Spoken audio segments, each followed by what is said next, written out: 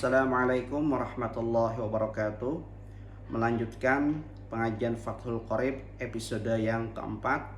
Pada kesempatan kali ini kita akan membahas tentang faslun fi dzikri syai'in minal a'yanil mutanajjisah wa ma yathuru minha bid-dibaghi wa ma la yathur. Yaitu fasal yang menjelaskan tentang benda-benda yang najis dan dengan hal apa juga benda-benda tersebut dapat disucikan dengan cara menyamak, dan benda apa saja yang tidak dapat disucikan dengan cara menyamak. Wa juludul maitati kulluha tathuru bid-dibaghi, dan seluruh kulit bangkai itu semuanya dapat disucikan dengan cara menyamak. Sawa'un fi dzalika maitatu ma'kulil lahmi wa ghairihi, apakah bangkai tersebut dapat dimakan ataupun tidak.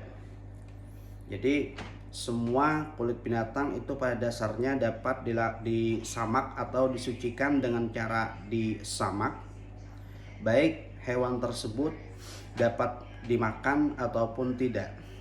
Wa kaifiyatud dabghi ayyan si'a fudulal jildi mimma yu'affinuhu min damin wa nahwihi bi syai'in hirrifin ka'afsin.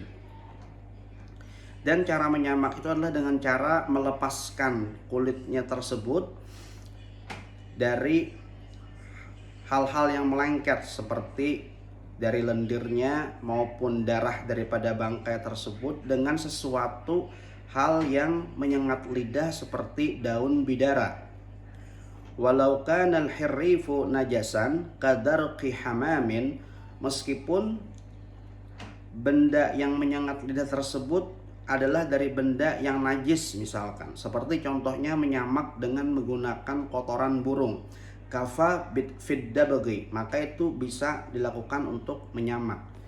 Jadi untuk menyamak itu bisa dengan sesuatu yang sifatnya menyengat lidah, baik itu dengan daun bidara atau dengan sesuatu benda najis sekalipun seperti dengan kotoran burung.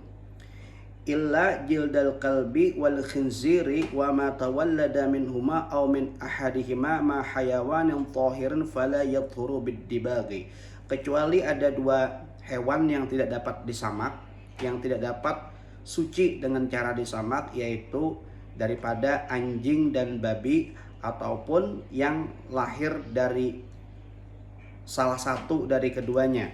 Jadi kalau kulit anjing maupun kulit babi itu tidak dapat suci dengan cara disamak, sedangkan hewan lain itu boleh.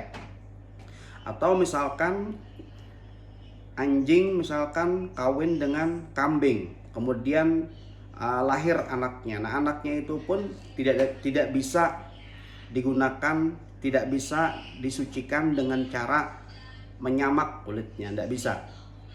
Jadi meskipun misalkan anjing kawin dengan kambing kemudian lahir anaknya, itu tidak bisa.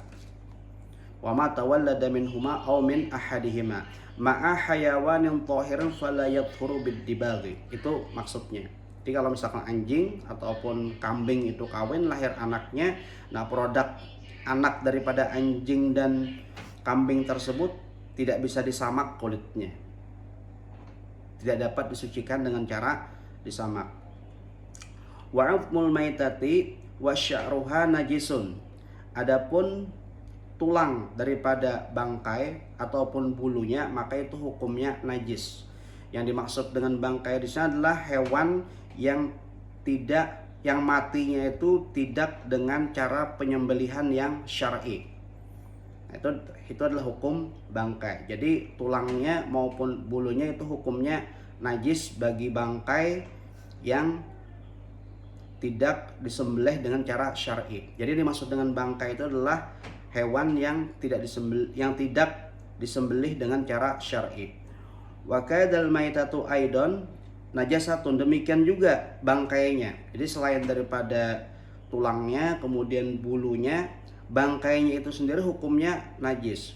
Wa urida biha azzailatul hayati bi ghairi dzakatin syar'iyyatin. Jadi yang dimaksud dengan bangkai itu adalah hewan yang mati dengan tidak melalui penyembelihan yang syar'i. fala yusta'na hina idin janidul mudakkati idza kharaja min batni ummihi maitan li'anna zakatuhu fi zakati ummihi. Nah, ini bersalahan kalau misalkan ada kambing dia hamil, kemudian kambingnya itu kita sembelih dengan cara yang syar'i, kemudian lahir anaknya itu kemudian ada di dalamnya itu anaknya, maka anaknya itu tidak kita hukumi sebagai bangkai karena kita anggap bahwa dia termasuk dari penyembelihan daripada ibunya. Dia tidak termasuk bangkai yang kita maksud. Dia masuk ke dalam penyembelihan, kita anggap masuk ke dalam penyembelihan yang syar'i mengikuti ibunya yang disembelih. Wa kadza ghairuhu minal mustasniyatil madhkurati fil mabsutati. Demikian juga banyak hal-hal lagi yang dijelaskan pada kitab-kitab yang lebih besar lagi. Tumastasna min sya'ril maitati qauluhu, kemudian dikecualikan juga daripada rambut bangkai itu illal adami ai fa inna sya'rahu tahirun kamaitatihi, terkecuali rambut daripada manusia, maka rambut manusia itu dihukumi sebagai suci, bukan benda najis sebagaimana mayat manusia itu sendiri. Jadi kalau mayat manusia itu hukumnya tidak najis, dia adalah thahir yaitu suci. Itu berbeda dengan hewan. Demikian kajian daripada kitab Fathul Qorib yang keempat yang membahas tentang sesuatu benda yang najis dan dengan apa pula benda najis itu dapat disucikan, yaitu dengan cara disamak, dan terdapat juga benda ataupun hewan yang tidak dapat disucikan dengan cara disamak kulitnya, yaitu anjing dan babi itu. Kemudian seluruh bangkai itu hukumnya najis. Yang dimaksud dengan bangkai di sini adalah yang tidak dilakukan penyembelihan secara syariat kecuali manusia. Baik itu tulangnya maupun rambutnya, dia hukumnya thahirun yaitu suci. Assalamualaikum warahmatullahi wabarakatuh.